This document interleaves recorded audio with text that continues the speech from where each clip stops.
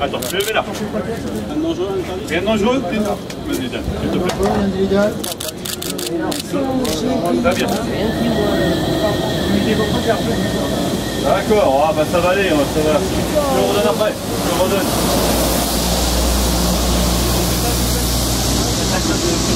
Ah oui, David, vous connaissez David, oui. Comment ça va bien? Oui, bien, ouais. Non, j'ai pas dit. Ouais, bien, mais impeccable. Je te le redonne au couteau. D'accord. Sur le banc, on va vider sur le banc.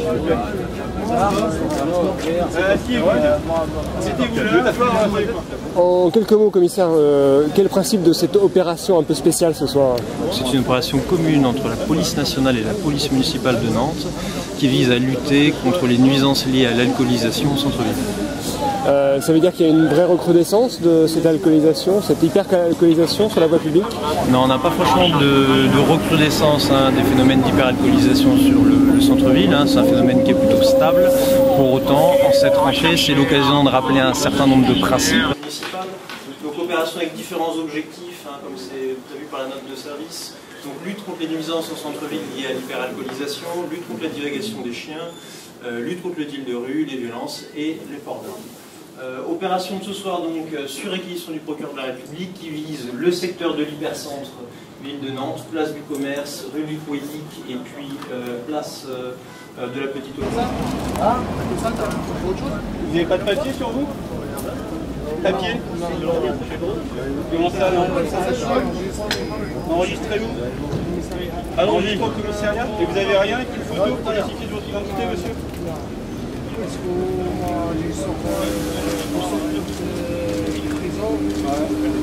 Non. Il est sorti quand de prison? Non. Le 7. Il a pris. C'est pas moi. Pour le moment, ils font du excès. Suivant. C'est ce famille. Ah, on n'est pas équipé sur place pour faire souffler. D'accord. C'est pas bon lui non plus? Benoît. Non. Allez, hop. Monsieur Benoît. Si, on en embarque un. Il y en a un qui a une OQTF, l'obligation à quitter le territoire français. On doit être une dizaine de fonctionnaires de la police municipale et une vingtaine de la police nationale. On travaille sous forme de binôme-trinôme avec nos collègues de la police municipale, des patrouilles mixtes, ce qui permet de confronter les méthodes de travail et ce qui est très intéressant de travailler avec nos collègues de la municipale.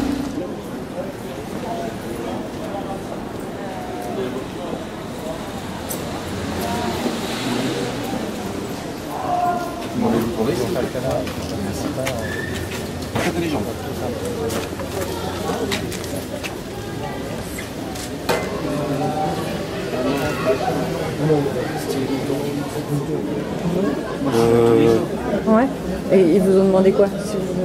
Rien, si j'avais des soucis de stupéfiants, non, moi après, ils ont demandé le prénom, je suis parti après. L'alcool aussi ou pas? Non, je vois pas.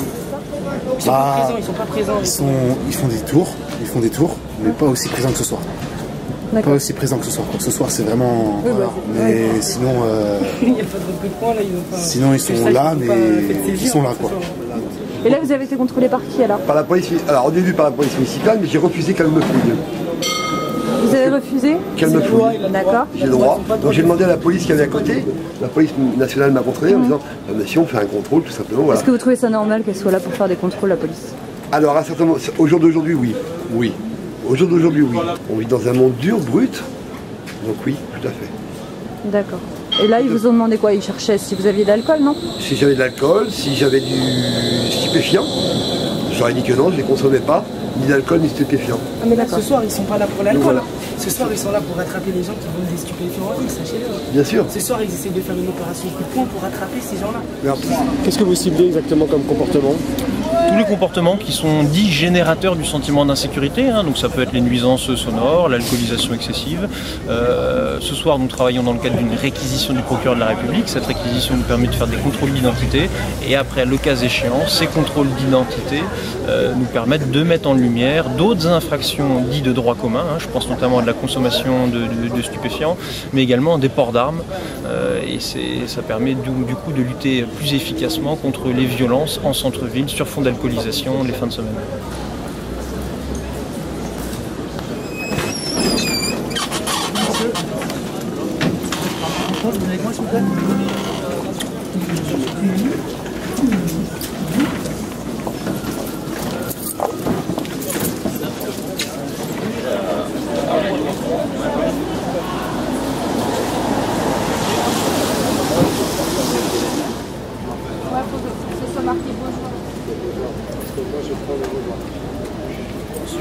On incite les gens à ne pas rester sur le domaine public et bien sûr on rappelle l'interdiction de consommer de l'alcool sur la voie publique. Comme il a plu tout à l'heure, la soirée c'est vrai est un petit peu plus calme que d'habitude, ce qui explique qu'on a peu de gens qui sont en ivresse publique et manifestent sur le centre-ville ce soir.